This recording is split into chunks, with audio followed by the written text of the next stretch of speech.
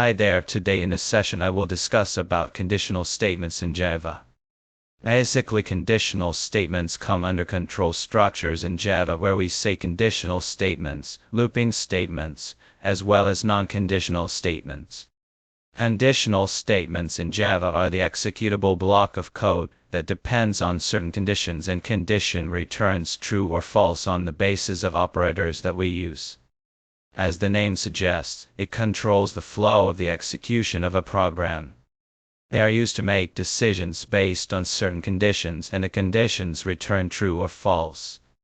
You can use basic if statement, you can use if-else statements, if-else or nested if-else statement that's also known as ladder statement, and the next is the switch case, which helps in multiple choice operations where the conditions also comes under the conditional constructs.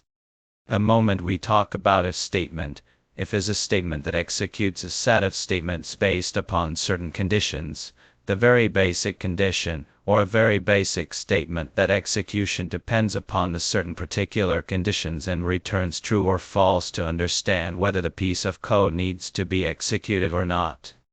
This flowchart says it all. If the if condition is checked, whether the condition will be true or false. If it is true, then if block will be executed. If it is false, then it will just go out of the block and then returns that. When we say if-else statement is basically a control structure that selects or chooses a set of statements depending upon certain conditions, where you have multiple conditions and one alternative of the condition.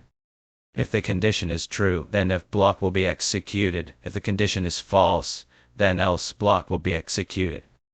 Next is a if-else if statement or a ladder statement. When we say if-else if statement, that is, we can also call it as a nested if-else statement also. They are needs to be executed as depending upon the series of tests in order of execution, where we have multiple conditions and one alternative of all the conditions. If one condition meets the result, then the first ladder will be executed.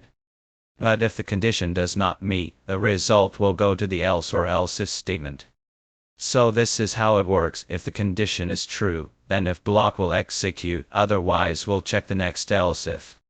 If the condition is true, then that specific else if block will execute, otherwise we'll check another else if. Same sequence will happen until your else if blocks are there. If even though the last else if condition is also not true, then the else block will be executed and control goes out of the execution strategy.